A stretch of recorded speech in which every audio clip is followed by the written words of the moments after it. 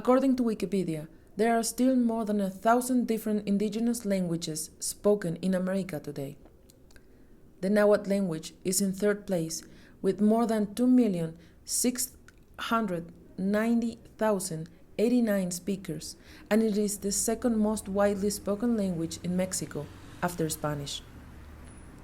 I was born in Mexico, but I was never taught the indigenous language of my region. Those sounds were reserved for women who sold dolls or food outside churches, carrying their babies on their backs. Guares, we used to call them in my town. Today, I wonder, being Mexico such a large country with so many different cultures, why haven't we learned at least one second native language? Why do we learn English or French first? In my country, as in many other countries, being indigenous is synonymous with marginalization and rejection, poverty, and often illiteracy. I do not speak any native language, and I have never had to hide the way I speak or being ashamed of the color of my skin. The first astronomy words I learned were in English. I communicate with most of the scientists I know in English. I have read and written more astronomy topics in English than in Spanish, my mother language. The music I listen to, the books I read, the movies I watch are in English because I think I have to get used to that sound and practice to make my Mexican accent disappear. Speaking in English has opened doors for me to astronomy, geology, and meteorology. If I did not speak English, I would probably have never been able to meet the astronomers and scientists of the world. But then I think, if I didn't speak English, only Spanish, would I have had the same opportunity? Or even worse, if I did not speak Spanish, only Nahuatl, or some indigenous language, would I still know the meaning of the word astronomy? Sometimes we don't think about it because we are so used to being around people the same as us that it is easier not to see or not to notice those who are different. Today I can almost assure you that there are more people in the world who know what astrology is, but not astronomy.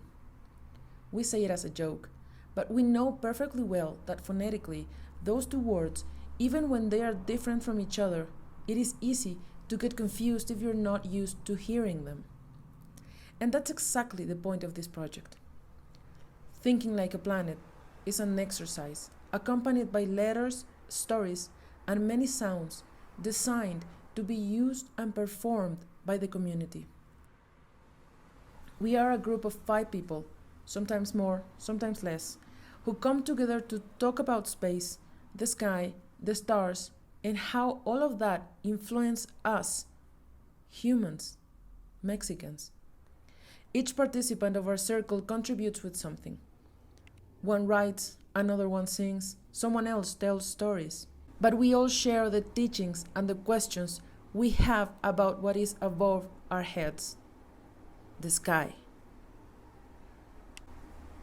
Our group meets once a week in different neighborhoods of Mexico City, and in each new house we visit, we invite neighbors, family, and friends to join us.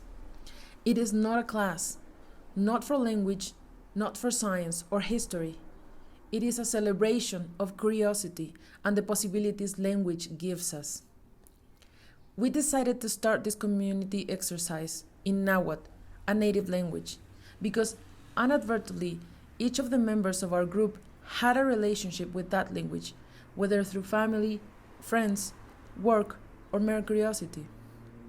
In my case, approaching the Nahuatl language gave me the opportunity to think about planetary sciences from another perspective, because the linguistic construction in Nahuatl is contrary to any form of language that I have known. Thinking in this language is different. There is no individual, there is no I, and the verb to be does not exist. Because in order to conjugate this verb, one has to think about what surrounds us physically, like air, light, the heat, the sun, the stars, the cold, the rain, the sky, the mountains, the animals, the plants, and of course, the people. In this sense, the study and approach to astronomy becomes more than scientific data. Like if we say the moon orbits the earth, we can transform it into something closer to us. Like she who always accompanies the earth, illuminates it in the dark. Sure, it's a little bit more poetic.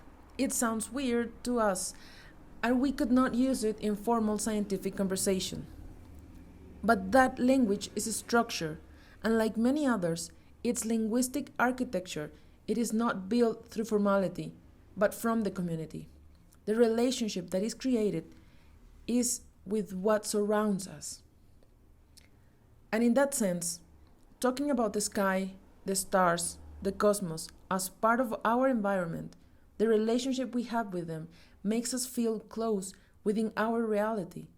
And that's when it takes importance and therefore remains in our memory. It becomes part of us. Thinking Like a Planet is a project that has just started. It is not an educational or astronomy or a NAWAT program. It is more a way of forming community and resuming the relationship we have with our planet and the sky.